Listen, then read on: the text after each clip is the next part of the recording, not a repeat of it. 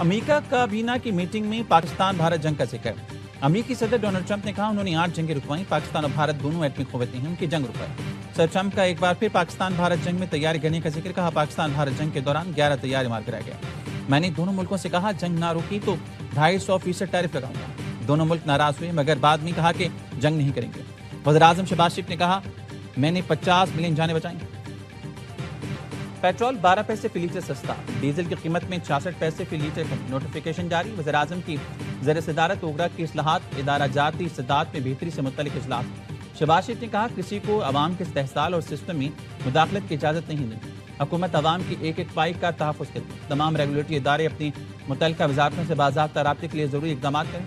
Oil refineries کی اپ gradation پر کام تیز کیا جائے۔ چیئرمین اوگرا کی ادارے کی موجودہ کارکردگی، درپیش چیلنجز، جامع اصلاحاتی پروگرام پر بریفنگ۔ کرپشن اور تباہی کا دوسرا نام پیپلز پارٹی ہے۔ امیر جماعت اسلامی کراچی مونم ظفر کہتے ہیں یہ سسٹم تو اس وقت تباہ ہو گیا تھا جب کراچی کا مینڈیٹ چوری کیا گیا تھا، جب حلقہ بندیوں کے نام پر کراچی کی تباہی کی گئی۔ جماعت اسلامی طویل عرصے سے سسٹم بدلنے کی بات کر رہی ہے۔ پیپلز پارٹی اور نون لیگ ایک دوسرے کے خلاف سچ کہتے ہیں۔ ترجمان سندھ حکومت سعدیہ جاوید کا رد عمل، کہا فارم 47 کا راگ الاپنے والے دراصل اپنی آئندہ سیاسی شکست صاف دیکھ چکی ہیں۔ کراچی کے عوام نعروں الزامات سے نہیں بلکہ عملی کارکردگی سے فیصلہ کرتے ہیں۔ اپنی جماعت کی ناقص کارکردگی چھپانے کے لیے پی پی کو تنقید کا نشانہ بنانا پرانی سیاست۔ پاکستان کا نوجوان باشعور ہے، محسن نقوی کے بیان سے نوجوانوں میں مایوسی نہیں پھیلے گی بلکہ وہ کہیں گے کہ دیر آیت درست آیت۔ D G I S P R lieutenant general Ahmed Sharif Chaudhry کہتے ہیں پاکستان کے نوجوانوں کو کلیئرٹی ہے، ہم اس عمر میں اتنے کلیئر نہیں تھے جتنے وہ ہیں۔ دنیا کے حالات دیکھ کر انہیں ریاست کی اہمیت کا مجھ سے اور آپ سے زیادہ اندازہ ہے۔ وہ پاکستان سے محبت کرتے ہیں، انہیں پاکستان پر یقین ہے، انہیں پتہ ہے پاکستان کے سوا ان کی پہچان ہے نہ عزت، انہیں کیا چیلنجز درپیش ہیں وہ جانتے ہیں اور وہ بہتر تبدیلی کے خواہش مند ہیں۔ آبادی کے لحاظ سے آج کا نوجوان ہی سب سے بڑا سٹیک ہولڈر ہے۔ اگر تبدیلی پر بحث ہو رہی ہے تو اس سے نوجوانوں کے حوصلے ٹوٹے، نہ امیدی کم ہوئی۔ نئے صوبوں کا فیصلہ عوامی امنگوں کے مطابق ہوگا۔ 1972 میں آبادی 7 کروڑ اور 4 صوبے تھے، آج آبادی 25 کروڑ ہو چکی، آبادی 3 سے 4 گنا بڑھ گئی اور وہی 4 صوبے ہیں۔ D G I S P R کی press conference lieutenant general Ahmed Sharif Chaudhry نے کہا گورننس کا عمل جمود کا شکار نہیں رہ سکتا، وقت کے ساتھ ٹیکنالوجی، آبادی اور ریاستی ضروریات میں تبدیلی آتی رہتی ہے۔ عوام کی خواہشات ہی سب سے اہم ہیں۔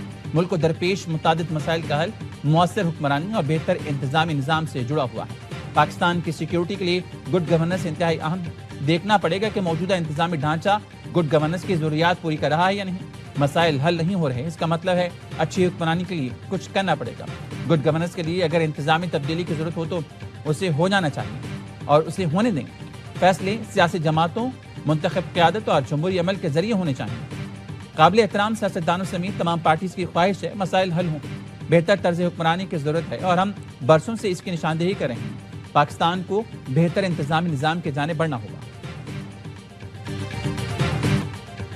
کشمیر پاکستان کی شہرت تھا، ہے اور رہے گا۔ کشمیر سے آج بھی ایک ہی آواز اٹھتی ہے کہ پاکستان ہمارا ہے اور ہم پاکستانی ہیں۔